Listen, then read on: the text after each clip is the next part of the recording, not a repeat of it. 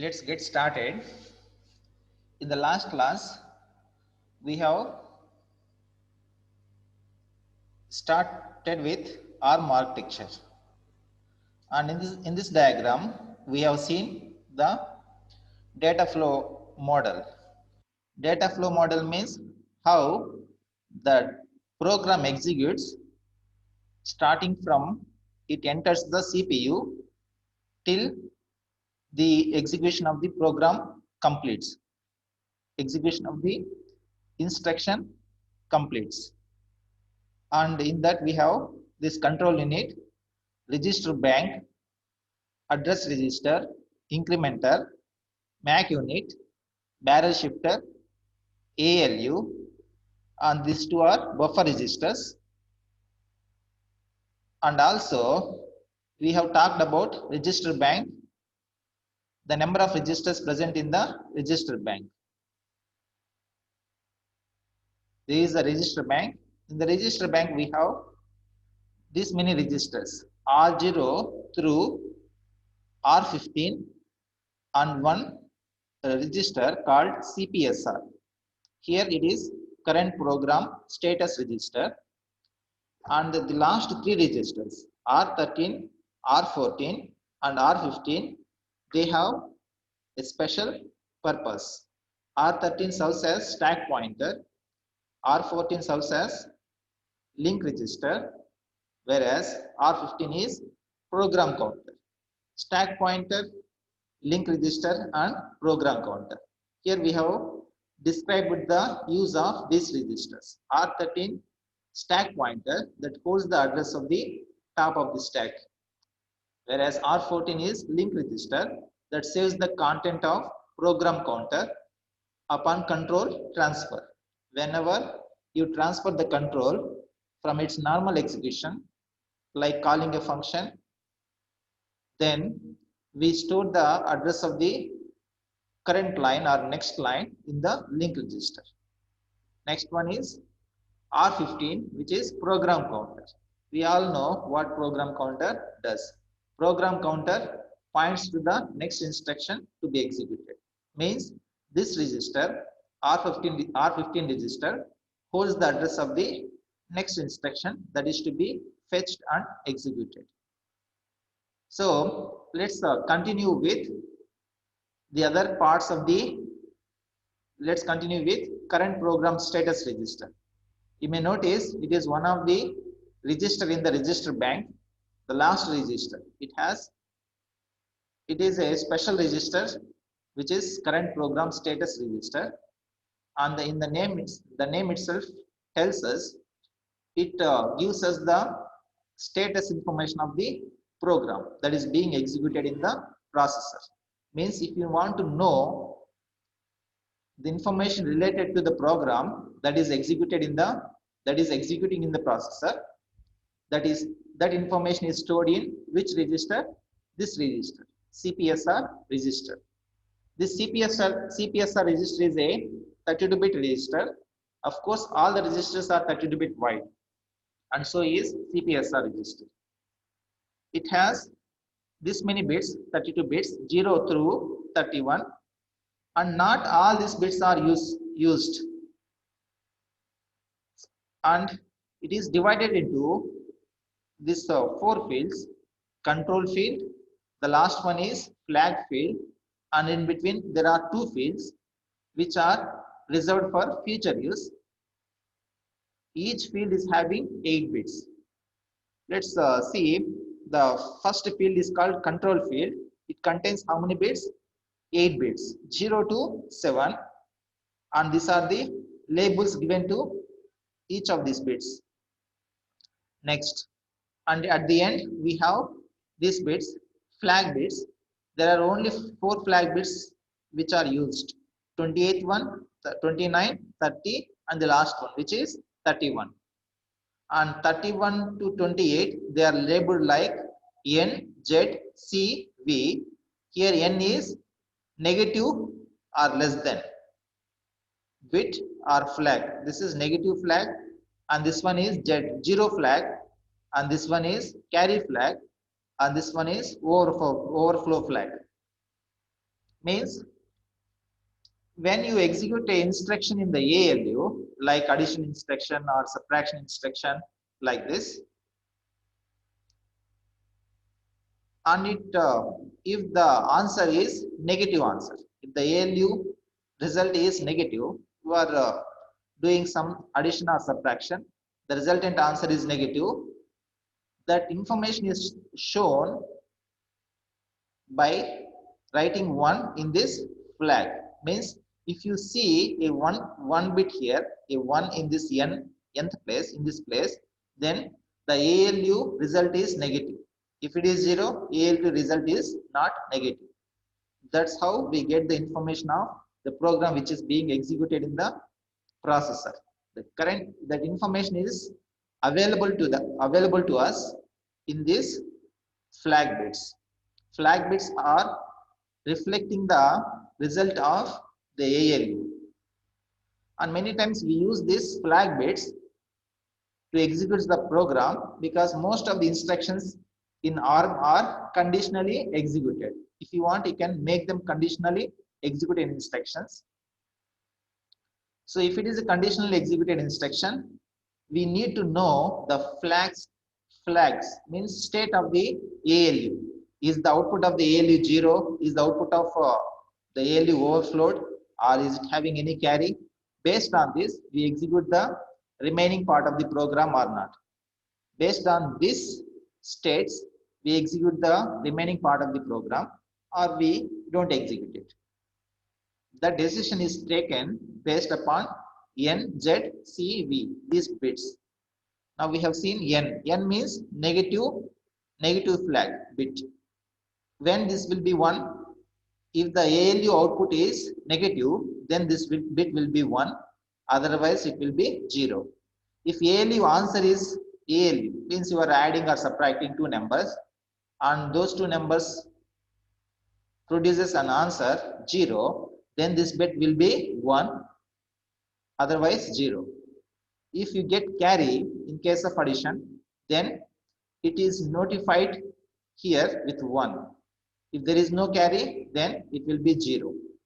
If there is an overflow, then that is notified to the programmer by writing this bit to 1. We don't write this. The processor itself writes this bit to 1 upon overflowing the ALU. Upon if ALU is got overflowed, then this particular bit will be made high.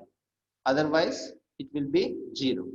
And all these bits which are labeled dot, they are unused. They are reserved for future use.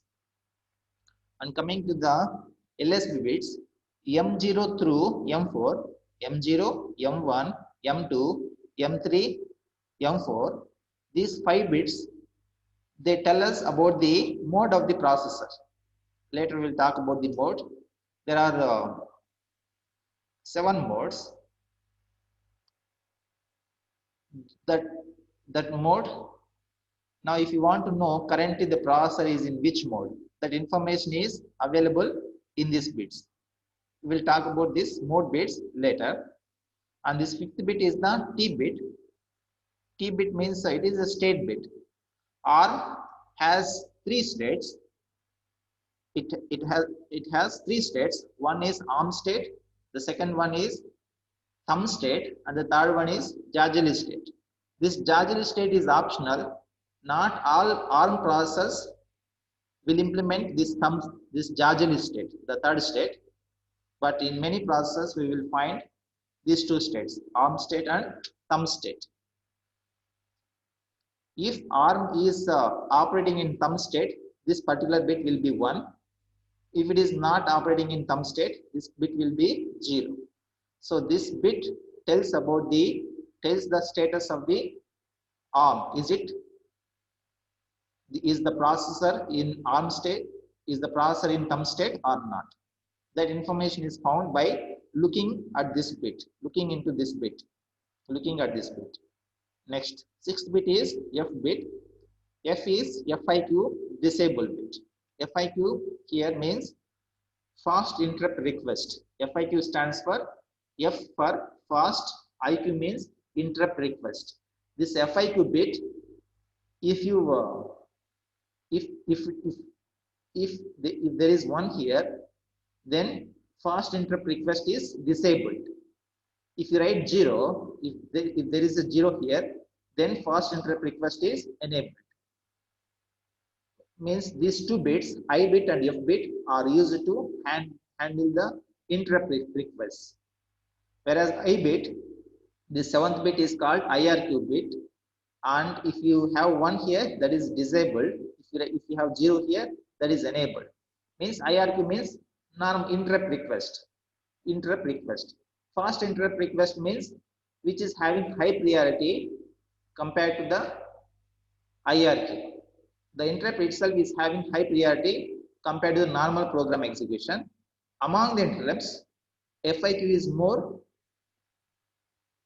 important than IRQ.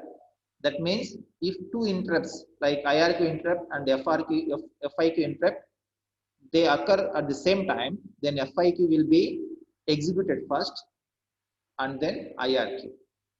So I means this I bit is for IRQ disabled. You can disable the you can disable accepting IRQ, or you can enable it by writing 1 or 0. 1 for disabling, 0 for enabling. The same is true for F. If you write 1 here, that means you are disabling the acceptance of FRQ interrupts. If you write 0, then you are accepting them. When we do something like this, if there is a FIQ interrupt already which is executing, means your processor is currently handling the interrupt. The processor is currently processing the FIQ interrupt. At that time, another FIQ interrupt has occurred. So we should not accept the next interrupt when the processor is already processing the FIQ interrupt. Okay, at that time, what we do is, let's say the processor is executing the program, normal program. Now, when processor has seen FIQ arrived, what is this FIQ? Fast interrupt request is made. Then processor stops the normal program. It starts executing the FIQ. At that time, what it does is the processor disables the further accepting FIQ interrupt by making this bit, by writing this bit 1. 1 means, what is, if you see 1 here, what does it mean? If you see 1 in this place, what does it mean? The processor is currently busy in processing the fast interrupt request, so it is not able to accept any more fast interrupt requests. That's what it means. If it is free, then it is ready to accept the incoming, ready to accept fast interrupt requests. The same thing here also. If there is any interrupt request, then the processor may attend that interrupt request. While doing so, it writes this bit to 1, so that it is indication that it is not ready to accept any more interrupt requests because it is already processing the interrupt requests. Let's the same thing is presented, same information is presented in the following slides. Let's read out line by line and understand again. So CPSR, what is the CPSR? CPSR stands for current program status register. It is a 32-bit status register. Why it is a status register? Status of the current program, that information is available in this register. If you want to know what is going on in the program, then you have to look for this register, CPSR register, that holds the current state of the ARM code. The register is divided into 4 different fields: flags field, status field, extension field, and control field, each of 8 bits. It is shown in this diagram.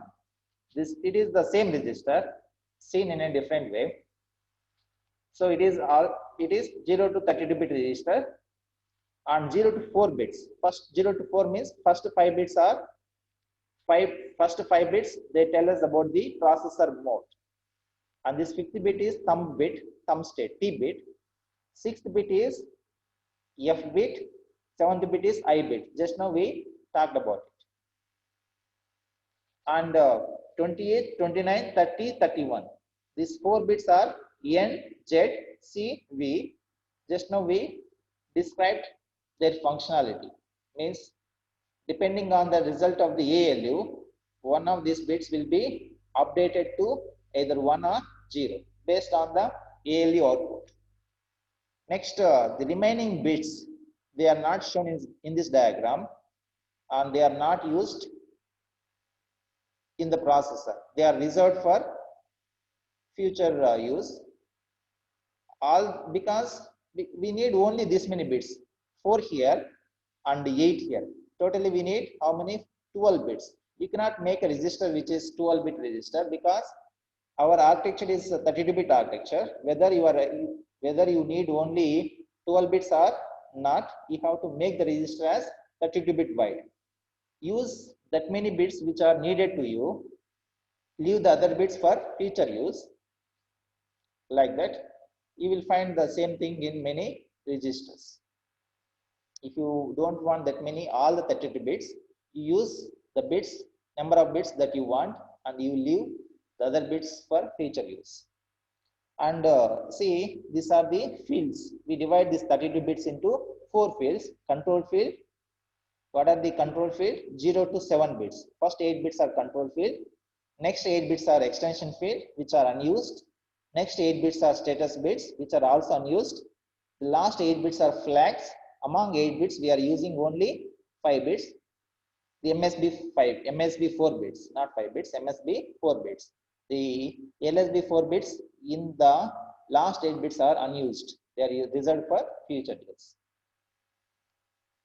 So the flag field has the bit specification for 4 conditional flags, N, Z, C, and V, and is used for arithmetic and logical instructions.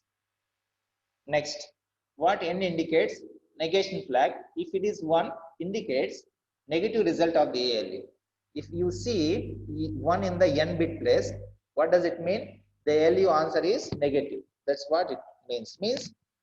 See, if you can make use of these flag bits in the following program.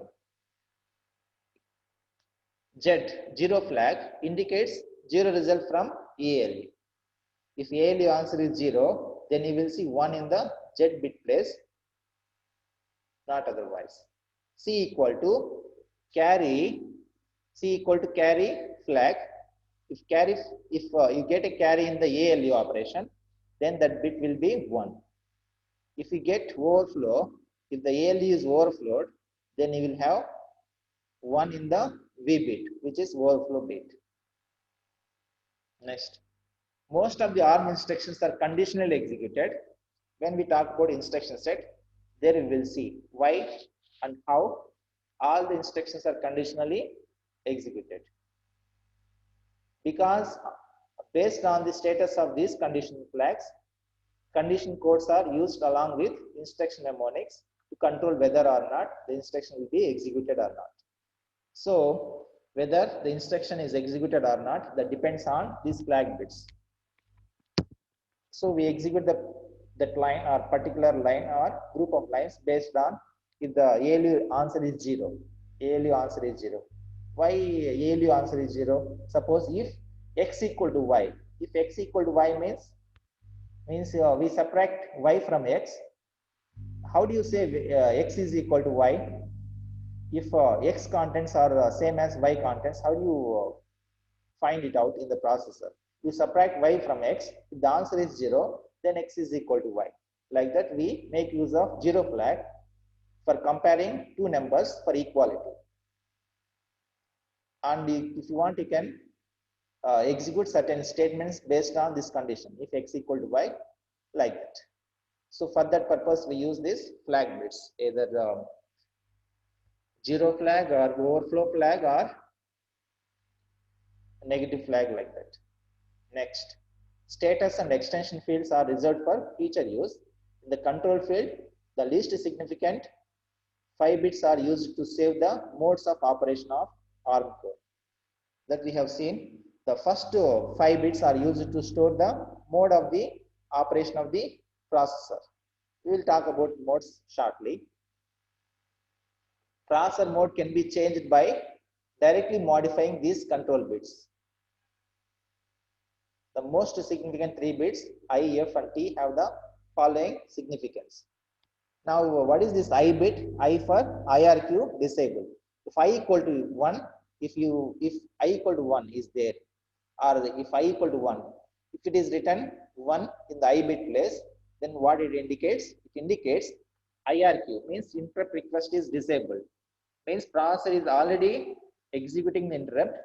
It is not ready to take another interrupt. If another interrupt request is made, it is not able to handle it. 0 indicates interrupt request is enabled. Means currently there are no interrupt requests are under processing. So processor is ready to accept any interrupt requests. That is this 7th bit is about. Next, F equal to 1 indicates here 1 means disabled, 0 means enabled. FIQ means fast interrupt request, means it is having higher priority compared to normal interrupts. T equal to 1 indicates thumb state. Just now we said there are 3 states for the processor: arm state, thumb state and Jaggery state. That Jaggery state is not present in all the processors. It is optional, but these 2 states are common: arm state and thumb state. The thumb state, the state of the processor can be known by using this bit. If T equal to 1, that means the processor is in thumb state. If you see 0 in the T bit place, T means here, then the processor is in which state? ARM state. Next, now we talk about the operating states. There are 3 operating states: ARM state, thumb state and Jaggery state.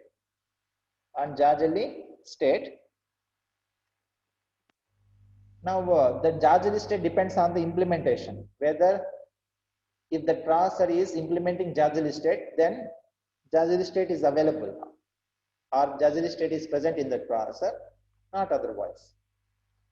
These are specified as ARM, thumb and Jaggery. If you say Jaggery or I am saying Jaggery, whatever. Correspondingly, there are 3 instruction sets. See, there are 3 states for executing 3 different instruction set sizes. In ARM state, the processor executes instructions which are 32-bit size, 32-bit wide. In thumb state, the processor executes instructions which are 16-bit wide. In Jaggery state, the processor executes instructions which are 8-bit wide. The ARM has instruction set with these 3 variable size instructions. Some instructions are 32-bit instructions which are supported in ARM state. Some instructions are 16-bit instructions which are executed in thumb state. Some instructions are only 8-bit instructions. These are executed in Jaggery state. These 8-bit instructions are meant to execute Java related programs. It is less common in all the processors, whereas these 2 states are present in all the ARM processors. And see why we have instructions that are different lengths. See, if you can do like this, there are more frequently used instructions, then you can put those instructions in 16-bit wide. There are less frequent instructions, you can put them in 32-bit wide, like that. If you do so, that increases the code density. If you make all the instructions less frequently, more frequently, all the instructions as 32-bit wide, what happens is that unnecessarily you are not effectively using the program memory. You are unnecessarily wasting the program memory. That's how we have high code density in ARM processors. That's what does it mean? High core density means the program memory. If you convert the program into machine code, then you will see few few bits compared to when all the instructions are made as 32-bit wide. So most widely used operations, widely used instructions, they are given 16-bit size, whereas very rarely used instructions, they are framed under 32-bit instruction size. So when processor is executing 32-bit instructions, then it will enter into ARM state. When the processor is executing 16-bit instructions, it gets into thumb state. If it is executing 8-bit instructions, then it enters into Jazuli state. Accordingly, program counter increment also changes. In the ARM state, in the memory, each location is of 8-bit size. In the ARM state, 8 bits means for 32 bits, you need how many memory locations? 8 means 4 memory locations. So program counter increments by 4. In the ARM state, the program counter increments by 4 because each location is having only 8 bits. So to get the next instruction, let's say current instruction is stored at location 2000, okay, which is 8-bit, which is 32-bit instruction, and there is a next instruction which is also 32-bit instruction, where in which location it will be stored? 2004, because in 2000 is the address of the memory location which is having size 8 bits. 2001 is address of the memory location which is having 8-bit size. 2000, 2001, 2002, 2003. So it has to increment by 4 when the processor is in ARM state. When the processor is in thumb state, the program counter increments only by 2. When the processor is in Jazuli state, the program counter increments only by 1. I hope you are following this, because in Jazuli state, it executes instructions which are only 8-bit size. Okay, 8-bit size means, let's say in 2000 location, you can store one instruction, one complete instruction. In 2001 address location, you can store next instruction, which is also 8-bit size. Right? If it is a thumb instruction means it is 16-bit instruction. You need 2 memory locations. One is 2000, another one is 2001. Right? So 2000 location, 2001 location together, these 2 locations are used to store one thumb instruction because it is 16-bit wide. Next, the state of the core determines which instruction set is currently used for execution. The state of the core determines which instruction set is currently used for execution. The status of thumb T bit in the CPSR register indicates whether the core is in ARM or thumb state, as explained in the previous section.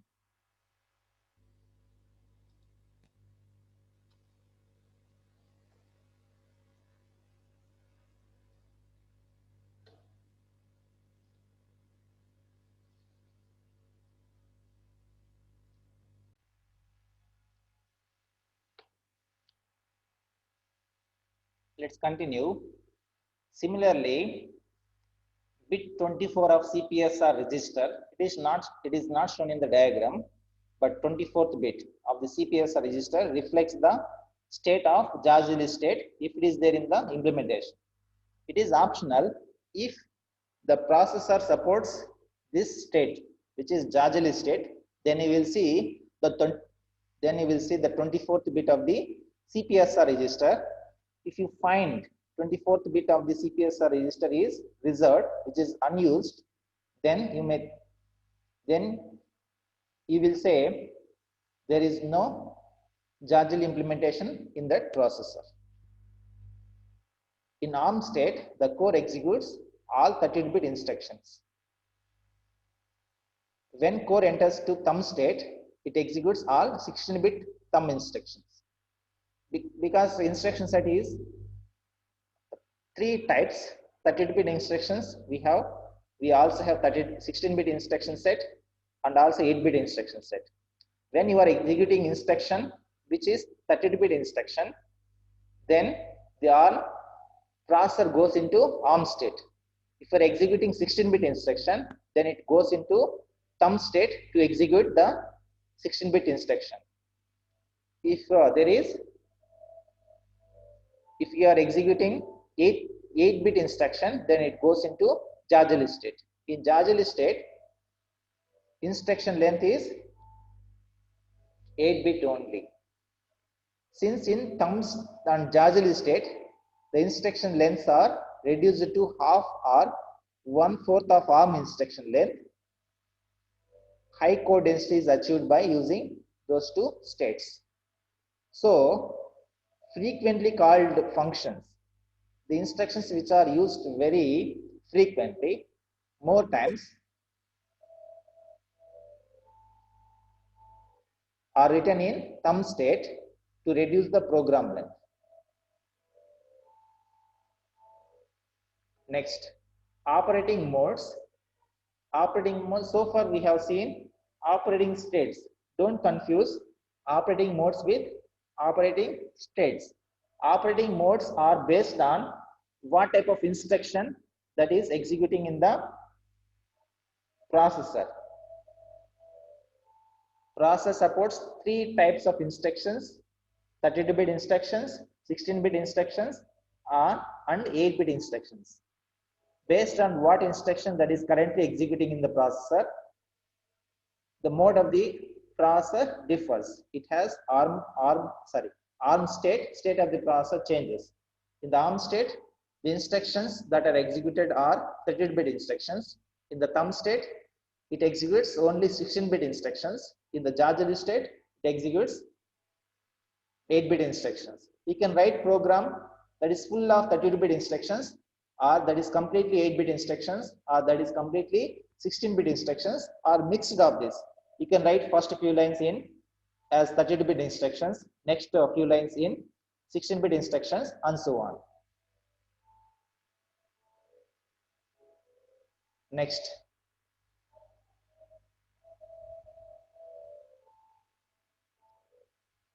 we will see operating modes.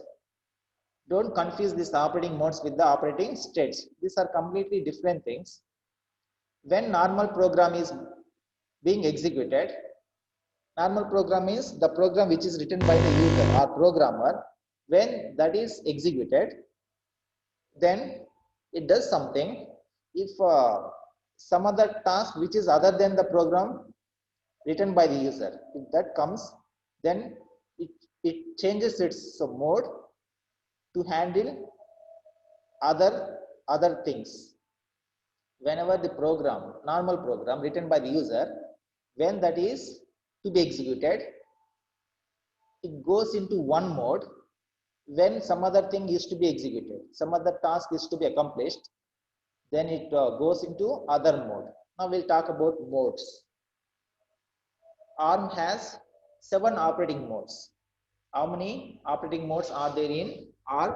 There are 7 operating modes, basically used to isolate user programs from the protected memory or OS services.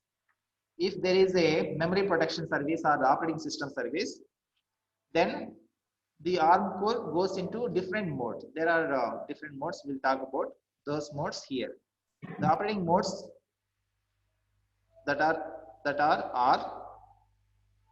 present in this ARM 7 are user mode, system mode, fast interrupt request mode, that is in short FIQ mode, interrupt request mode, in short IRQ mode. Other one is abort mode, and the other one is supervisor mode, and the last one is undefined. So there are totally 7 operating modes: user mode, system mode, fast interrupt request mode, abort mode, supervisor mode, and undefined mode. Let's see 1, 2, 3, 4, 5, 6, and 7. Totally there are 7 modes to handle different things. Separately, we have all these different 7 modes. Out of this, only user mode is unprivileged. Remaining 6 are privileged modes. So among the 7 modes, user mode is unprivileged, unprivileged mode. All other modes are privileged modes. Now, what is the difference between privileged mode and unprivileged mode? Unprivileged mode means if the processor is currently in the unprivileged mode, means it cannot access the protective memory blocks. The blocks which are made protective, such blocks cannot be accessed when the processor is in user mode. In the user mode, only user written programs are executed, and during that time it cannot have access to protected memory space. And also we have CPSR register, current program status register. In the CPSR register, if the processor is in user mode, it can read and also write the flag bits. Flag bits can be read or can be written in the user mode, whereas control bits cannot be written. They can be read, but they cannot be written in user mode. This is the difference between unprivileged mode and privileged mode. Let me repeat. In the unprivileged mode, the processor cannot access the memory space which are protected, and also it cannot write the control bits. What are the control bits? The first 8 bits. They cannot be written, they cannot be changed. If you want, you can read those bits. Whereas the flag bits, they all can be read as well as written. They all can be written. That is the difference between unprivileged and privileged. Of course, in the privileged mode, you can have full access to the memory. Even they are protected, you can have access to that memory, and also you can write the control bits. Control bits means we have not yet seen the control bits. We have seen some like T bit, I bit, F bit. The basic difference between privileged and unprivileged mode is the access permission to protected area of the memory and write access permission to CPSR register given to only privileged modes. So only privileged mode, only in the privileged mode, the processor can read, not read, it can read in any mode, but it cannot write. The written can be done only in the privileged mode. So what are the unprivileged and what are the privileged modes? Only user mode is unprivileged, whereas all other modes are privileged modes. All other modes are privileged modes. Next.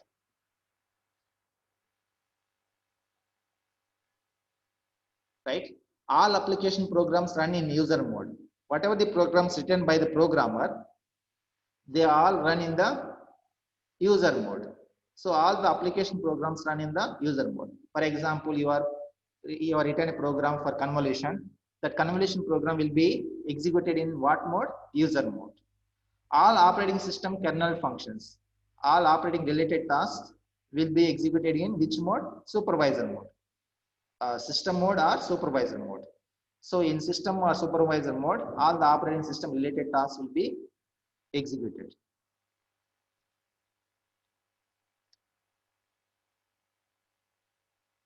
Next, after reset, when you reset the processor, core enters to supervisor mode first. So when you reset the processor, before your convolution program executes, upon reset, what happens is the processor gets into which mode? Supervisor mode first, and then it gets into user mode to execute the user written programs. So when you reset the processor, first it enters into supervisor mode and then to user mode to execute the user written programs. FIQ mode is for interrupt requesting, faster response and low latency. Faster response means, you know what it means, and low latency.